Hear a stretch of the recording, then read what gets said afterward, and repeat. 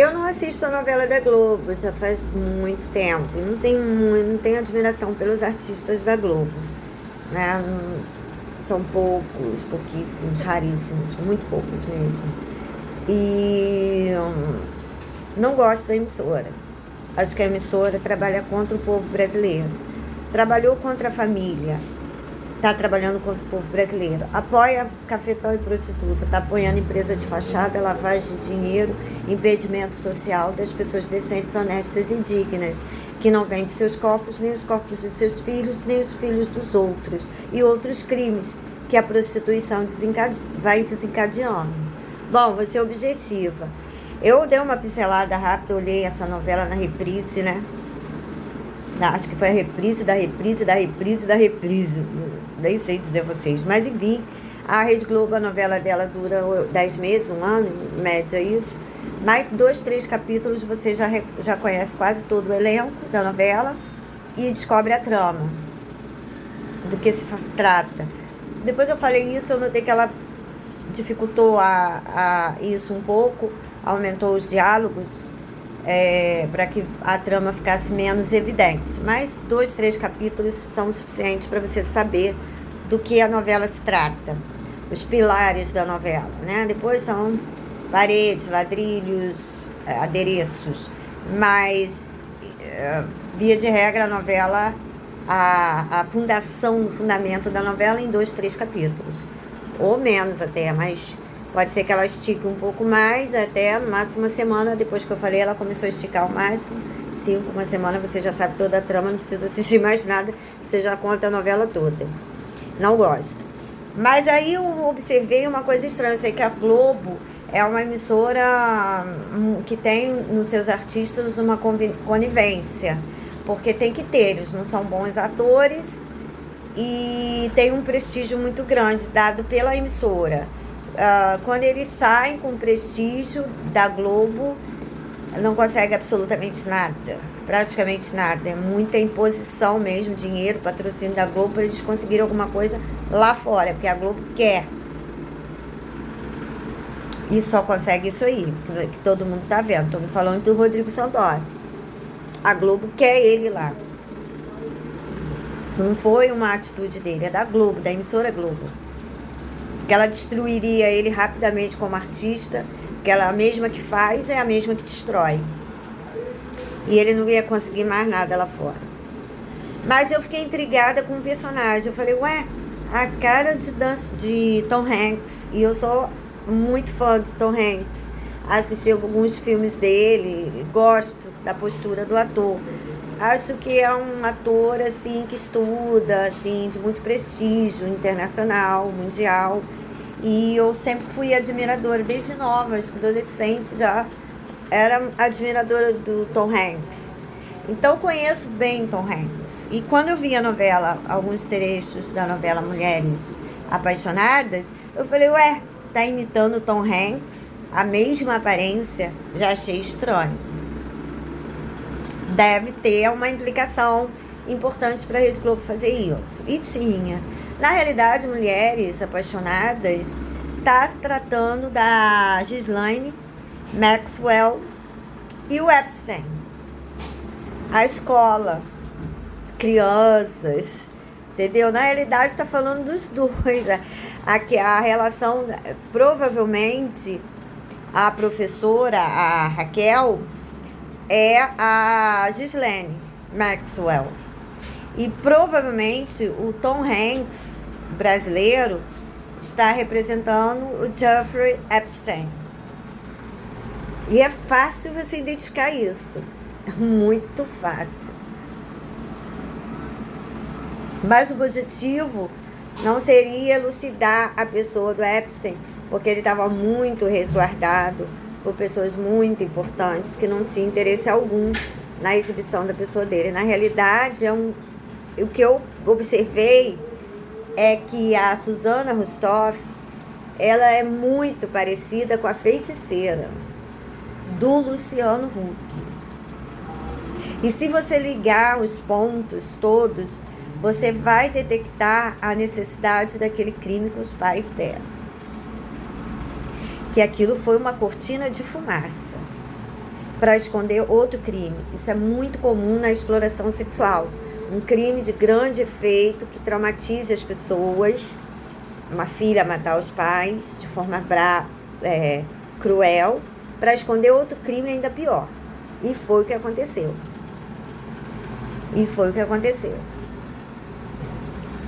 Então eu vi a mídia fazendo marketing do crime, né? O marketing Irmãos Cravinhos. Por quê não dizer o nome deles? Só conhecidos como Irmãos Cravinhos. Marketing. Eles fazem, a mídia jornalística brasileira faz um marketing dos criminosos. Irmãos Cravinhos. Na realidade, a Suzana está diretamente ligada ao Leonardo DiCaprio. E deve ter uma razão científica. Provavelmente eles tinham uma ligação de gêmeos afetiva. E a necessidade de obter os 2 corpos humanos.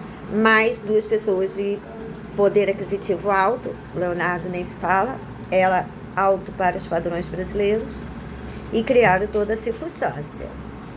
Bom, o resumo que eu posso dizer para você é que os dois são gêmeos, idênticos, com o mesmo código genético, mesma filiação, e implantados na família, sem que os parentes percebessem. O mesmo que fizeram com a minha irmã.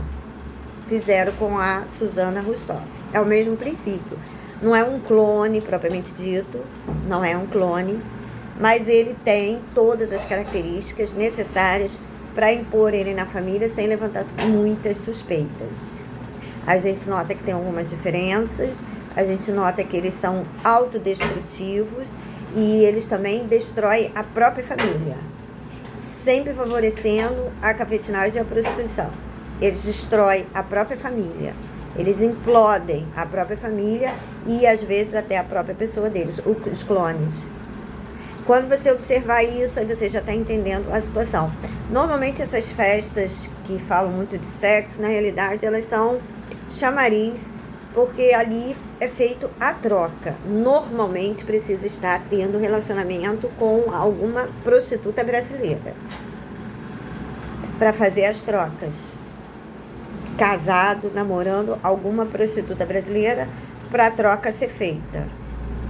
Aí ela fica apaziguando os sentidos das pessoas, porque ela dá prosseguimento com sósia e aparece com ele, você não consegue identificar a diferença, forma a imagem logomática, até que plásticas e tudo mais possam camuflar, e aí você nunca mais identifica a pessoa. Você aceita aquela pessoa como uma pessoa legítima.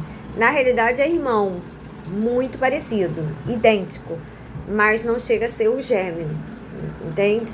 Essa é a estratégia da exploração sexual brasileira, que está sendo exportada. Esse crime é fácil de identificar.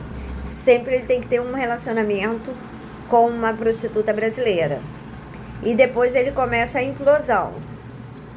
Quando é feita a troca, é feita a implosão dele próprio ou da própria família. Aí você já notou a situação.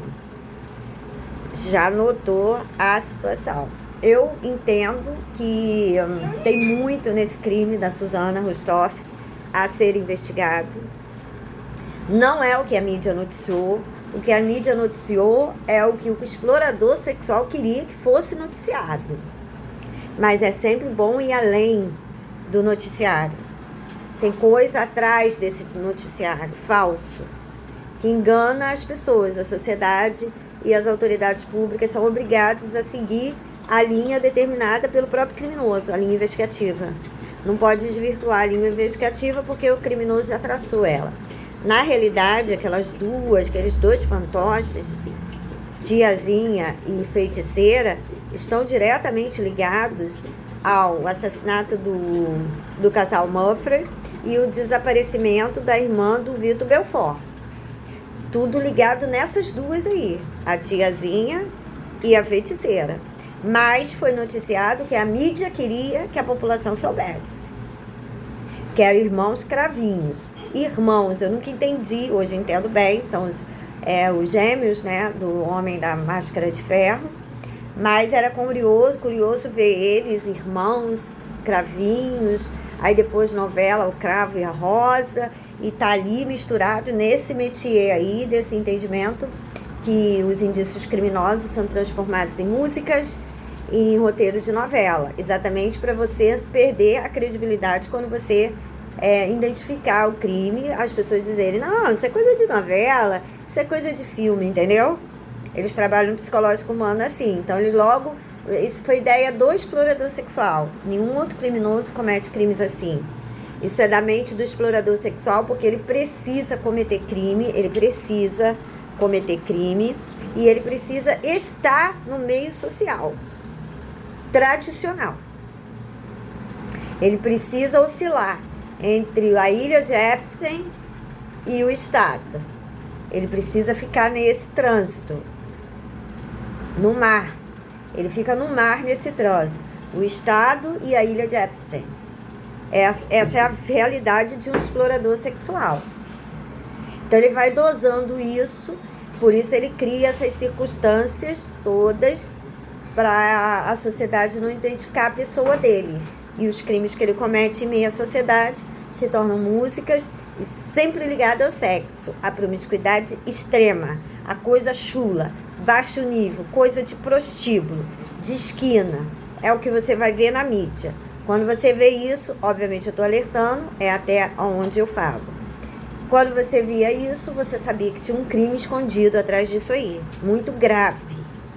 E os indícios todos transformados em refrões chulos, que são cantados nos prostíbulos. Nos prostíbulos essas músicas são cantadas, por isso elas são consideradas pessoas de sucesso. E eu me espantei, falei, que sucesso, eu nunca cantei uma música deles, nunca assisti um programa deles, que sucesso. Aí eu entendi, é porque é o sucesso no prostíbulo entre autoridades públicas, policial, delegado, desembargador, juiz, promotor, delegado, políticos.